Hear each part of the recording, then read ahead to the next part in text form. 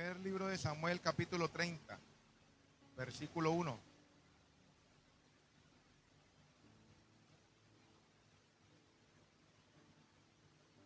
Dice la palabra del Señor honrando al Padre, al Hijo y al Espíritu Santo. Dice, ahí hay un subtítulo que dice, David derrota a los amalecitas. Dice, cuando David y sus hombres vinieron a Siclag, al tercer día los de Amalec habían invadido el Negev y a Siclag, y habían asolado a Siclag y le habían prendido fuego, y se habían llevado cautivas a las mujeres y a todos los que estaban allí, desde el menor hasta el mayor, pero a nadie habían dado muerte, sino que se los habían llevado al seguir, se los habían llevado al seguir su camino. ¿Qué dice el 3?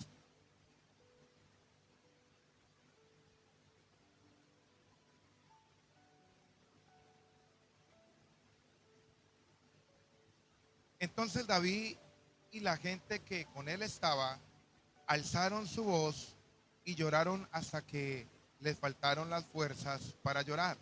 Las dos mujeres de David, Ahinoam, Jezreelita, y Abigail, la que fue mujer de Nabal de Carmel, también eran cautivas. ¿Qué dice el 6?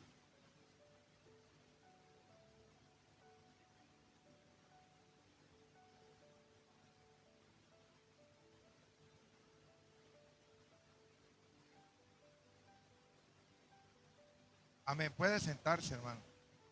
Gloria a Dios. Esta es una historia fascinante. Gloria a Dios.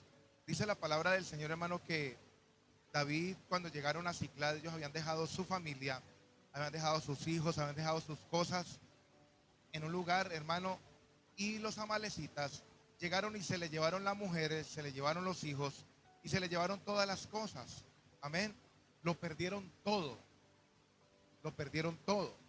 Y no sé si usted alguna vez lo ha perdido todo, hermano, pero el perderlo todo es una sensación, pero muy maluca. Y no solamente las cosas físicas, sino también la familia.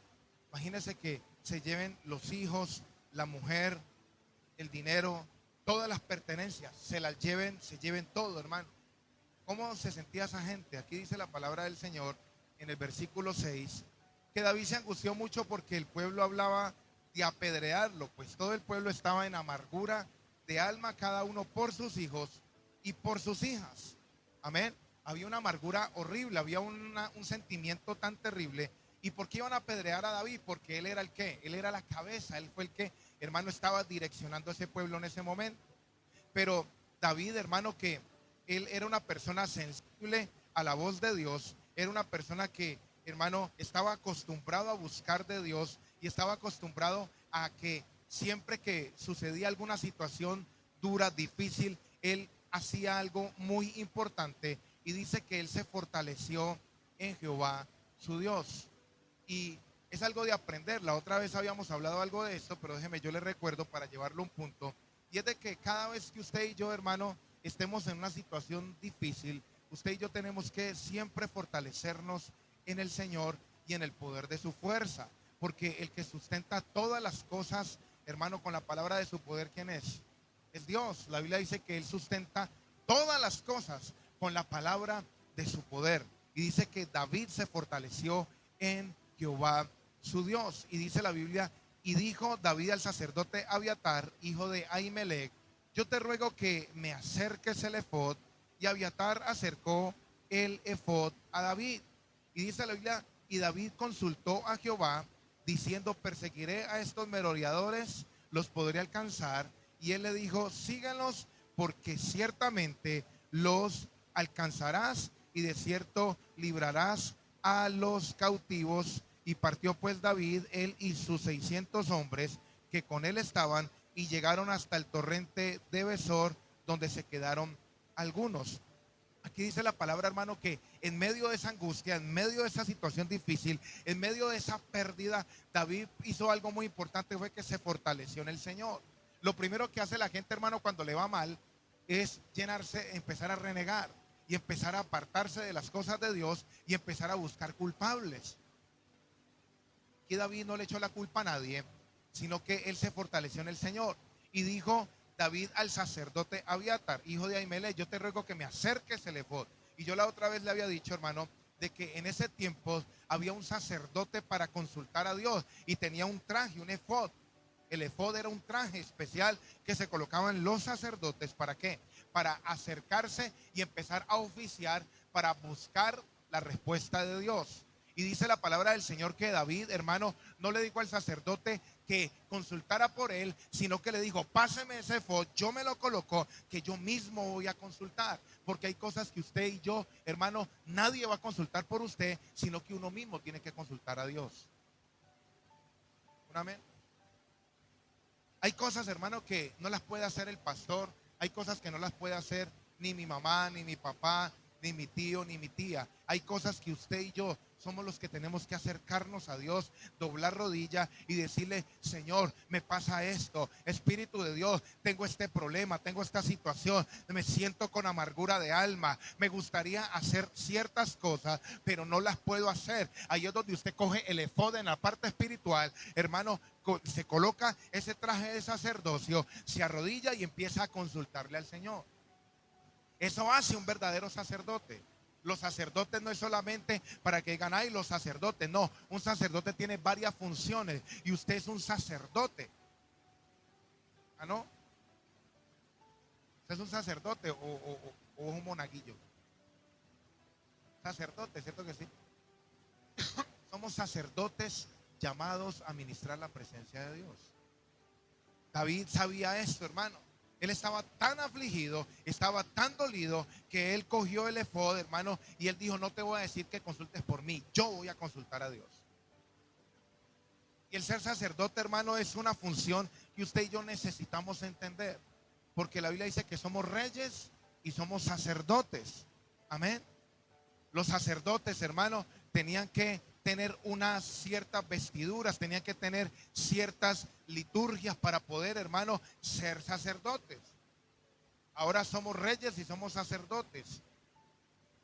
Y cuando usted se arrodilla a orar, cuando usted, hermano, le empieza a colocar, hermano, la queja a Dios, o le consulta a Dios, el consultar es de sacerdotes. El preguntar a Dios es de sacerdotes. El orar a Dios es de sacerdotes.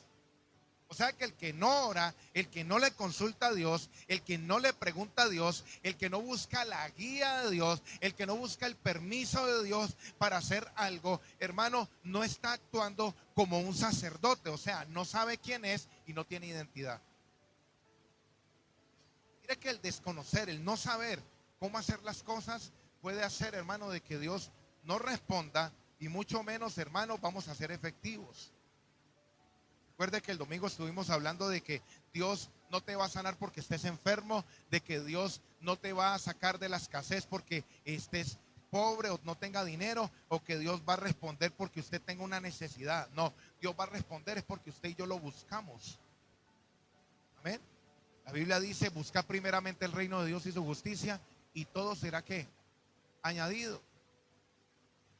Si usted lee el versículo anterior, dice que no os afanéis qué habéis de comer o qué habéis de beber, ¿cierto que no?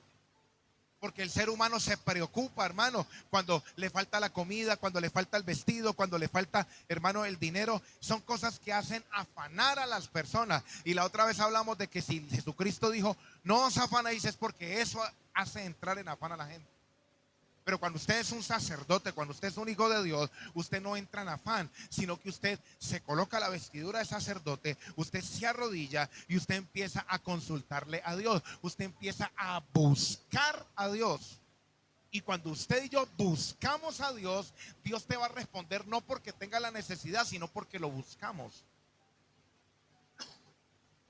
La Biblia dice: pero vuestro Padre que está en el cielo sabe de qué tenéis necesidad, ¿cierto? Y mucha gente ahí donde se pela, porque sabe de que como Dios sabe la necesidad que tiene, yo para qué le voy a pedir a Dios si Él sabe lo que a mí me está pasando. Y ahí donde cometen error la humanidad. Dios sabe de lo que nosotros estamos necesitando, Pero el Señor dice, buscad primeramente el reino de Dios. ¿Qué es lo que buscamos primeramente cuando hay una necesidad? ¿Qué es lo que buscamos?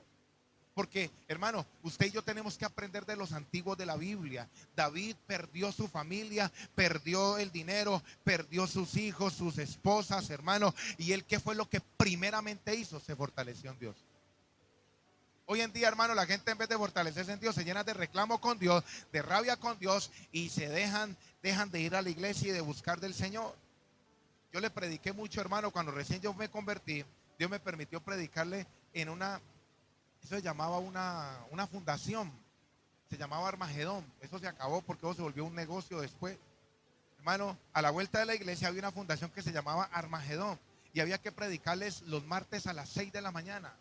Y allí eran personas que sí era un lugar donde se les daba la comida, la dormida, pero el mismo dueño de la fundación, hermano, tenía una empresa donde vendía productos de aseo, escobas, trapeadores y sacaba a todos esos muchachos a vender. Pero eso tenía más cara de otra cosa que de fundación. Pero entonces yo fuimos a predicar. Y una de las cosas que hace el diablo, hermano, para una persona que está atada a la drogadicción, el primer pecado que lo hace caer no es en la drogadicción, lo que lo hacía caer en un pecado sexual. Entonces, ¿qué hacía la persona? La persona, después de haber caído en un pecado sexual, hermano, en la masturbación o en una fornicación, ¿sabe qué hacía? Pues ya pequé, pues vamos a fumar. ¿Sí ve la estrategia de las tinieblas? Porque le hace pensar, pues ya cometí este error, pues ya me embarré este poquito, pues ya embarrémonos todos. Ese es el problema que muchas personas que no tienen criterio cometieron un error y dicen, no, pues ya la embarré, pues vámonos a tomar trago, a meter droga o a estar con estas mujeres o con estos hombres. Porque ya le quebrantó la conciencia, le quebrantó la santidad. Entonces esos muchachos, lo primero que el diablo los atacaba no era por la droga, porque ellos decían, no, no voy a fumar, no voy a fumar. Y eran muy fuertes. Pero les buscaba el quiebre por otro lado. Y ya quebrantados por otro lado, ya ellos perdían, hermano, la sensibilidad y ellos decían, no, pues ya que, pues fumemos. Y volvían otra vez a empezar. Entonces, hermano, cuando usted y yo sabemos de que somos reyes, de que somos sacerdotes, de que tenemos al Espíritu de Dios, hermano, que es el que nos guía a toda verdad, que es, hermano, el que debe de estarnos llenando constantemente, usted y yo vamos a poder comportarnos de una manera totalmente diferente. El desconocer quién está con usted, quién es usted, quién soy yo y cómo tenemos que proceder, eso hace, hermano, de que no seamos efectivos. Que pensamos que como Dios conoce mi necesidad, Dios me tiene que responder. No, yo soy hijo de Dios y Él me va a dar todo a mí, me lo da todo sin yo necesidad de pedirle. No, hermano, hay que pedirle a Dios. Hay que buscar, hay que buscar, hay que buscar la libertad en la familia. Mire, hermano, David era el cantor de Israel y aún así él le tocó que, hermano, coger el efod, arrodillarse y empezar a clamarle a Dios para que le libertara a quién, a su familia, que le libertara a sus hijos, a su familia. Él mismo le tocó que clamar a Dios. Le dijo, sacerdote de Abiatar, páseme, yo te ruego que me pases, acércame el efod. Y él se lo acercó. Y vuelvo y le digo, usted y yo, hermano, tenemos que en estos tiempos de oración, si usted no ora, nadie lo va a hacer por usted. Si usted no ora por su situación económica, si no ora por su situación, hermano, en la salud, si no ora por su situación en la casa, por su familia, le va a quedar muy difícil. Otra persona no lo va a hacer. Por eso en los tiempos de oración usted debe de abrir su boquita, porque cuando usted está hablando, orando, usted está buscando. Y cuando usted y yo buscamos el reino, hermano, se va a activar algo en el mundo espiritual, se activa algo en su espíritu y se activa algo en el reino, hermano. ¿Qué se va a activar? La justicia, la paz y el gozo. Hoy en día, hermano, la gente busca es la añadidura, y si se busca la añadidura primero, pues eso le va a traer afán. Le va a traer afán porque si la gente busca la añadidura, busca el dinero, busca las cosas y no busca al Dios primeramente, hermano, ¿qué va a pasar? La añadidura va a ser que usted se llene de afán. La añadidura va a ser que la persona se llene de amargura. Cuando se busca la añadidura, hermano, trae aflicción de espíritu. ¿Por qué, pastor? Porque la Biblia dice que si usted busca primeramente el reino. ¿Y qué es el reino, hermano? La Biblia dice en Romanos 14, leamos qué dice Romanos capítulo, no pierda a David, no pierda a Samuel. Romanos capítulo 14, versículo 17. Dios nos está enseñando, hermano, los procedimientos, cómo hacer, porque usted es un sacerdote. No, amén, no más. Usted es un sacerdote, usted es una persona, hermano, que porta la gloria de Dios. Romanos capítulo 14, versículo 17. Dice la Biblia, porque el reino de Dios no es comida ni bebida, sino que justicia, es paz y gozo en el Espíritu Santo. O sea que cuando yo no busco la añadidura, sino que yo busco el reino primeramente, yo voy a tener paz. Yo voy a tener, ¿qué más? ¿Qué más voy a tener? Pero respóndame que usted está leyendo allí. ¿Qué más? Volvámoslo a leer. ¿Qué dice el 17? Porque el reino de Dios no es comida ni bebida, sino justicia, paz, gozo en el Espíritu Santo. Cuando yo busco el reino primeramente, ¿qué voy a tener? ¿Qué voy a tener? Voy a tener justicia, voy a tener, ¿qué más? Paz. ¿Y qué más voy a tener? Voy a tener gozo. Porque hay gente, hermano, que mantiene, usted no ve la gente, la mantiene anhelando y pidiendo cosas, y mantiene, hermano, pidiendo, pero mantiene con desconsuelo, mantiene, no tiene paz, mantiene con amargura, hermano, con tristeza. ¿Por qué? Porque no tiene paz ni gozo, porque no busca el reino. El Señor sabía, y Él sabía que si usted y yo buscamos la añadidura, buscamos, hermano, otra cosa que no sea el reino primeramente, eso va a traer aflicción de espíritu, eso va a traer, hermano, amargura, va a traer afán y ansiedad. Pero cuando usted y yo buscamos, no pedimos, buscamos el reino. Usted aquí está buscando el reino. Usted viniendo aquí a la iglesia, usted está buscando el reino primeramente. ¿Por qué? Porque yo sé que usted tiene necesidades. Yo tengo necesidades, todos tenemos necesidades, pero estamos buscando el reino. Y cuando buscamos el reino, hermano, eso va a traer paz, justicia y gozo en nuestras vidas, en el Espíritu Santo. La gente no tiene paz, no tiene gozo y no tiene, hermano, el Espíritu Santo de una manera sobrenatural, porque mantienen buscando de todo menos el reino. Buscan de todo, hermano, menos el reino. Amén. Se busca de todo, hermano. Mire, hay dos cosas que Dios no puede hacer, hermano, que yo he identificado. Dios no puede pecar. Dios no puede pecar, Él no lo puede hacer. Él no puede decir mentiras. Y otra de las cosas que Dios no puede hacer, hermano, es ser segundo. Dios no puede ser segundo, Él tiene que ser el primero. Por eso cuando usted se levanta por la mañana, ¿qué es lo primero que usted y yo hacemos? ¿Qué tenemos que hacer? ¿Qué hace usted? Porque lo primero cuenta, acuérdese, el poder de lo primero. Y le voy a dar una clave, hermano, algo que va a generar un ambiente, y eso me ha servido mucho a mí. Lo primero que usted haga cuando se levanta es coloque alabanzas a bajo volumen, o si está solo, coloque más o menos un volumen más grande.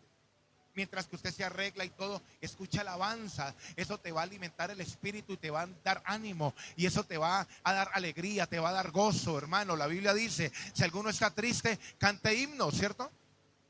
Usted lo primero que haga cuando se levanta, coloque alabanzas. Hermano, le digo que eso le va a empezar a cambiar usted su estado de ánimo. Usted va a estar eso le va a alimentar la fe. Lo primero que haga, coloque alabanzas y dele gracias a Dios. La gente lo primero que hace es revisar el Facebook, el WhatsApp, el TikTok, el Instagram, las noticias y todo. Ya perdió el poder de lo primero, ya se lo dio a otro Dios. Se llama honra.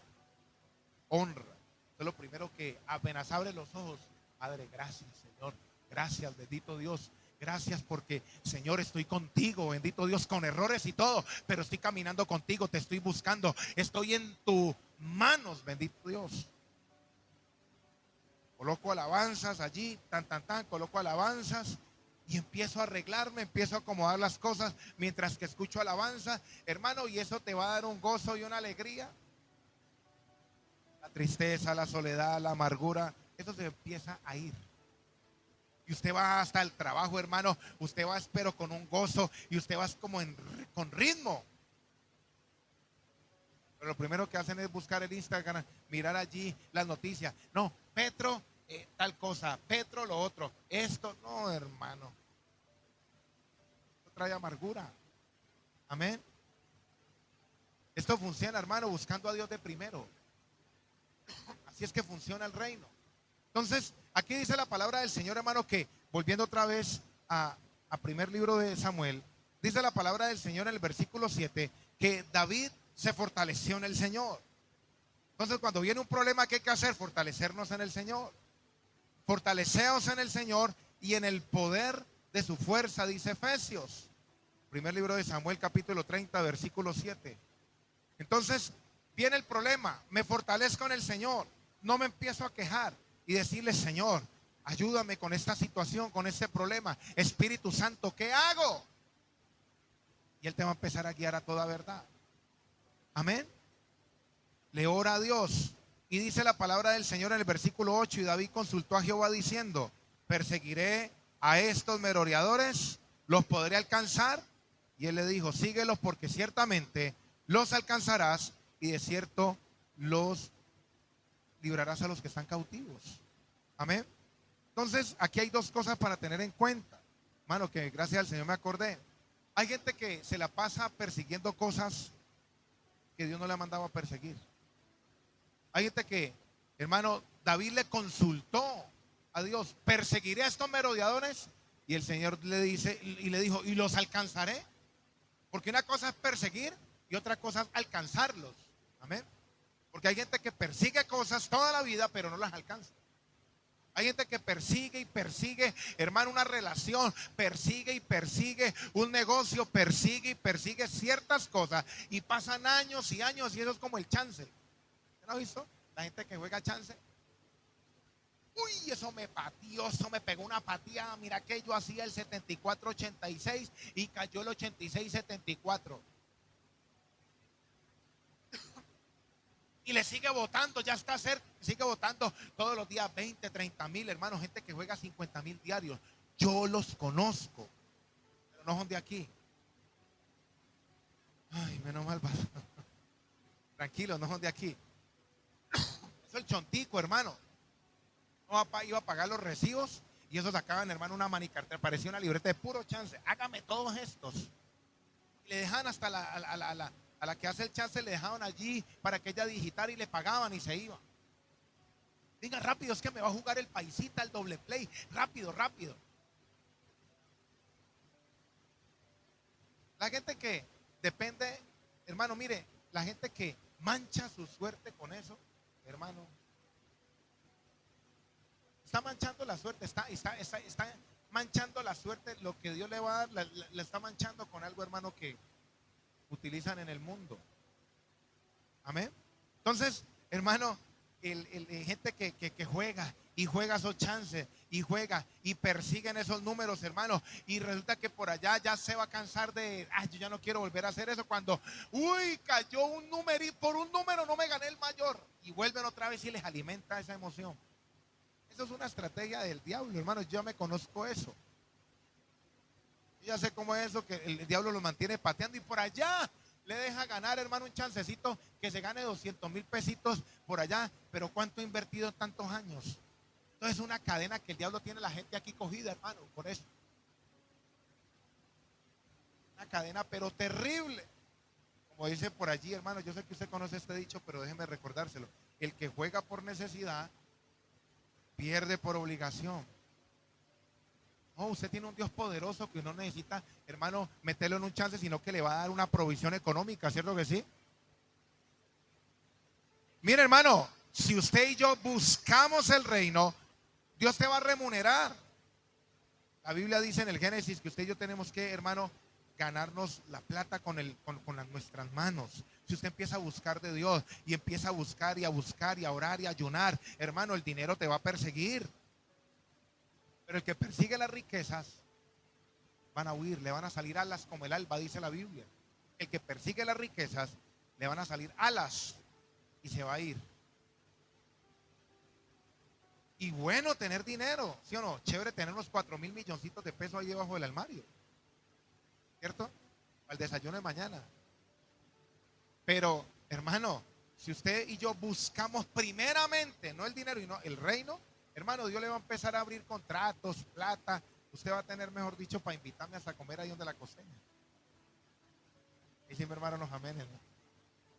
¿Sí o no? Entonces, dice la palabra del Señor, hermano, que David le dice: perseguiré a estos merodeadores, los alcanzaré. Entonces, hay gente que se la pasa persiguiendo cosas toda la vida que Dios no los ha mandado a perseguir, hermano.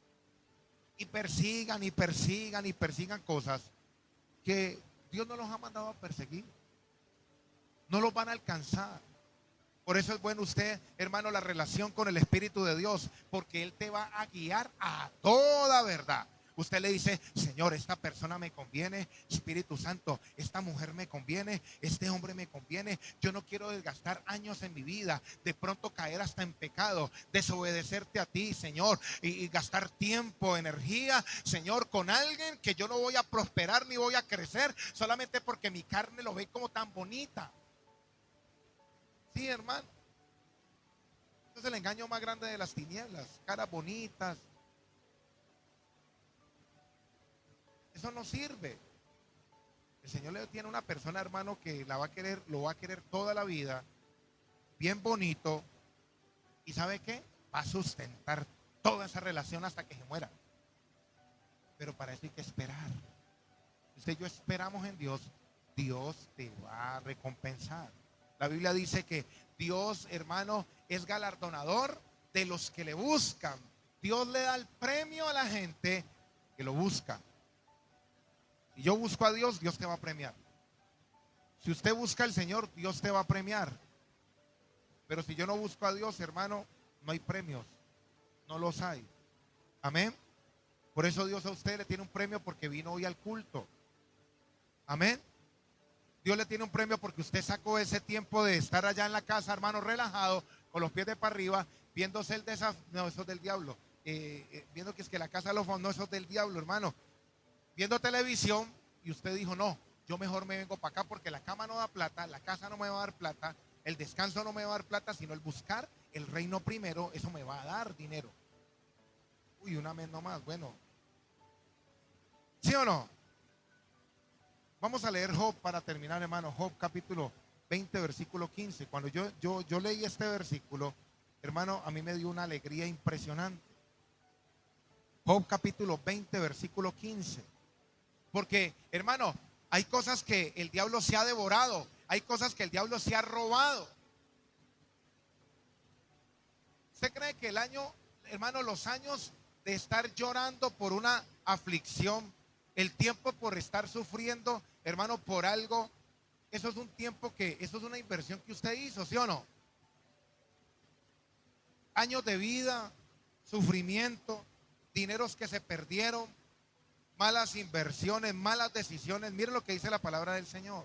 Job capítulo 15, 20, versículo 15, perdón. Job 20, 15. Devoró riquezas, pero ¿las qué? De su vientre las sacará ¿quién? Ah, o sea que todos los tiempos de angustia, de tristeza, de soledad, todo lo que se comió, esas finanzas, ese tiempo, hermano, donde se lloró, ese dinero que se perdió por malas inversiones, eso lo va a hacer vomitar Dios. Se lo va a sacar al diablo a su favor. ¿Sí o no? Hermano, hay una esperanza, no todo está perdido. Usted empiece a reclamarle al Espíritu de Dios: Señor, todo ese tiempo, Señor, que yo perdí en esa mala relación porque me dejé engañar por el diablo, ese tiempo, ese dinero que se perdió por la mala decisión que tomé por cabezón, eso lo tiene que vomitar el diablo en el nombre de Jesús. Dice la Biblia, hermano, devoró riquezas, pero las vomitará. ¿Y quién las va a sacar del vientre? Dios. O sea que hay que buscar primeramente el reino de Dios, y Dios va a sacarle del vientre al diablo todo lo que le hizo a usted sufrir. No, ni un amén. Bueno, yo sí. Ese dinero que se perdió, esa juventud que se gastó, todo eso lo tiene que hacer vomitar. Lo tiene que vomitar, hermano. La Biblia dice que si se sorprendía al ladrón robando, tenía que devolver ¿cuántas veces? 7 veces más. Usted tiene que decir, por eso es que es bueno la oración. Cuando usted busca de Dios, el diablo mentiroso te he visto robando, tienes que devolver 7 veces más. No me vas a robar a mí, ni mi casa, ni mis hijos, ni mis finanzas. Tenés que devolver 7 veces más. Pero eso es para los que buscamos a Dios, no para los que nos quejamos. Imagine cuánto le tiene que devolver a usted, hermano. ¿Cuánto me tiene que devolver a mí? Bastantes cosas. Amén. Entonces, hay cosas que usted y yo no podemos poner a buscar a otras personas. Pastor, ore por mí. No.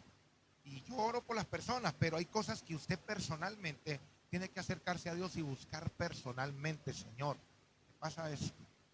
Yo necesito esto, Señor, porque su voz es oída en los cielos. Pastor, es que estoy en un error. ¿Qué importa? Su voz es oída en los cielos. Su voz es oída en los cielos. Amén. Ya el pecado tratará a Dios con usted de otra manera. Pero usted ore. Ore. No nos cansemos de orar. No nos cansemos de orar. No nos cansemos de clamar, de buscar. Recuerde que el reino no responde a una necesidad. Dios no te va a dar algo porque lo necesitas, no porque lo buscas. Buscad. Si usted busca, usted va a encontrar. Dios te va a responder. ¿Por qué? Porque usted busca, no porque lo necesita. Dios sabe que tenemos necesidad, ¿cierto que sí? Pero Dios dice que tenemos que buscar. Amén.